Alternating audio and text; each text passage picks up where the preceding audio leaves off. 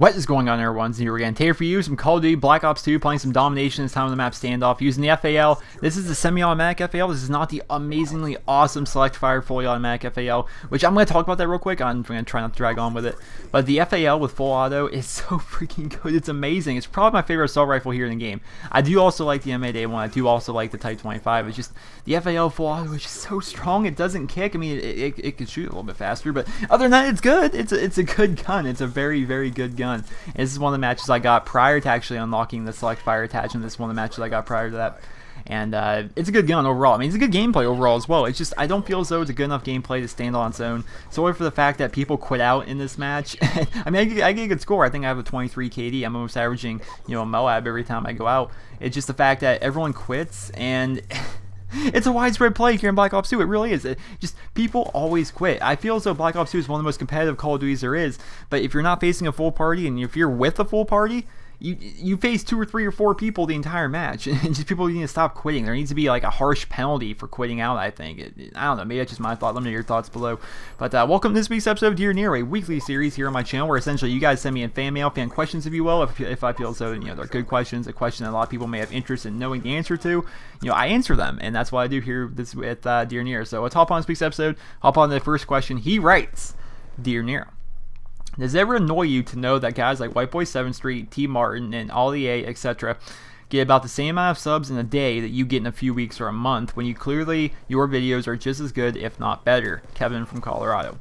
Well, first of all, Kevin from Colorado, thank you for the compliment. I mean, it's definitely an awesome thing that people enjoy the videos I work so hard to make and put out every day. So thank you for that. But do I ever get angry? Does it upset me? Does it annoy me that there's channels out there that are bigger than mine, they're growing, ridiculously faster than mine? It really doesn't. I've always just focused on my own stuff on my own channel, and I talked about this with Mr. Boss for the win. There's people who are just so much bigger than us, but he pointed out that there's so many people on YouTube and in this world that wish their channel was the size of a NerosCinema or a Mr. Boss for the win. I'm thankful for where I'm at. I'm happy with where I'm at. I never thought I'd even get as far as I am now, and I'm continuing to grow every day. I have almost 30,000 subscribers at the time he's saying this. So by the time you guys are watching this, I might have 30,000. Who knows? I have 7 million views, man. It's mind-blowing to me. Some people look at views and they think of that as money. I think of it as there are 7 million times people in this world stop to watch something I put together, something I created, something that my voice is behind, where my opinion is voiced. That is amazing to me, and I would never trade that for anything. YouTube is an amazing thing, and it doesn't upset me. I've always just focused on myself. That's one of the problems with today's youth. They always compare themselves to other people. They're always, in some ways it's a good thing, comparing yourself to someone else trying to improve, and that's what I do. I try to improve based upon what I do every day. It's just the fact that I don't get down when I see someone has tons of views compared to my video, and maybe I feel as though I did a little bit of a better job in my video, which I can't really say that because I have a bias because it's my video. Of course I'm gonna love it, but it's never bothered me that people grow a little bit faster than me. I'm just going to continue to do what I do, continue to put out the best videos I know how to possibly make, and hopefully I'll just keep riding this wave. I've had this wave of momentum ever since Modern Warfare 3 came out. My channel's been growing phenomenally, and I'm very pleased with it. Next question, he writes, Dear Nero, do you think it's okay to have a channel with many topics for content? For instance, what if you were to take a Call of Duty channel like yours and start posting something really random? Sanjay from Florida.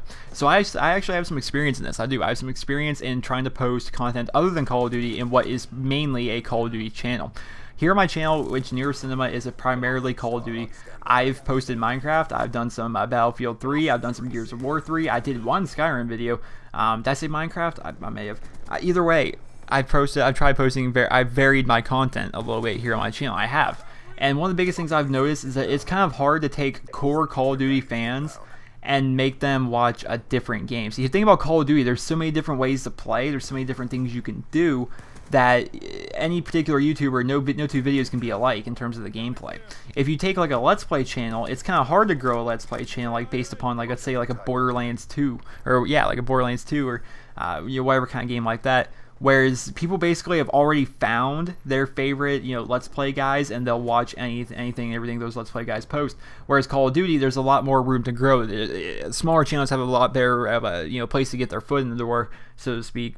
So I think it's difficult, especially if you build your channel around Call of Duty. One of the biggest problems is that if you build your channel around Call of Duty and then you post other stuff, it's going to turn off your subscribers, and then for whatever reason my channel just seems to be a freaking river, a golden river, and this is what I was talking about people rage quitting. We're facing one person and it's halftime. My channel just seems to be like a golden river of people just coming to my channel and finding my videos that aren't already subscribed to me.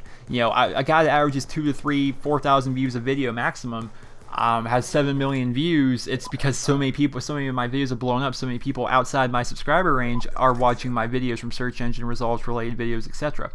And when they see my stuff like that, those people see a Battlefield 3 video from me, and then they come check out my channel and they subscribe, and then they realize, hey, he doesn't actually post Battlefield 3 that was posted X amount of months ago. They don't watch me anymore. I think that's the reason why I have so many subscribers, but I'm, a fraction of that are the people that are like my core fan base. That's definitely a problem. That's definitely a big problem. So my advice to you is, if you want to make a channel based upon Call of Duty as well as other stuff, you need to consistently post that other stuff so you can get a core fan base, so that no matter what you post, those people will want to watch your stuff regardless. I may have a bunch of Battlefield 3 fans subscribe to me, but they'll never watch any of my videos unless I post Battlefield 3. So you have to do it consistently. You can't just like post a video for a week or a particular game for a week, then stop and go back to Call of Duty. If you want to make that change, make that change. If not, I suggest sticking to Call of Duty. That's what I do. I like Call of Duty, so it's the main game I play. It's the main game I'll post. We're gonna hop on to the final question here. He writes, Dear Nero, in the Call of Duty YouTube community, which commentator do you respect the most for getting where they are? Matt from Australia. So this was an easy one. Mr. Wings Redemption, which I think we should all go to his channel and give him a clap, clap, clap. He just hit 400,000 subscribers. That's an awesome thing. So Wings is one of the first people I watched here on YouTube. I watched a little bit of Hutch and Wings when when I first started getting into YouTube, basically.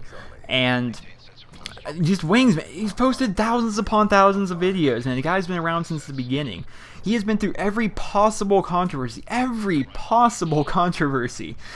he still comes out clean. He's like the Shawshank Redemption. He could crawl through a fucking tunnel of shit and come out clean on the other end. That is just what Wings Redemption does. Something about him, at least for me, has captivated me to the point where he could post a video of him going 0-20 in a team deathmatch on Call of Duty 2, and I would still be entertained by it. I don't know why. There's something about the guy. I don't know. Maybe it's because he's one of the first guys that started watching. Maybe, I don't know. But Wings Redemption, I definitely respect him. He has gone very far here on YouTube. He still finds things to talk about after posting 2,000 plus videos. Sometimes I have trouble with that, and I only have 500 videos. The guy is a freaking tank when it comes to YouTube, and he takes it very seriously.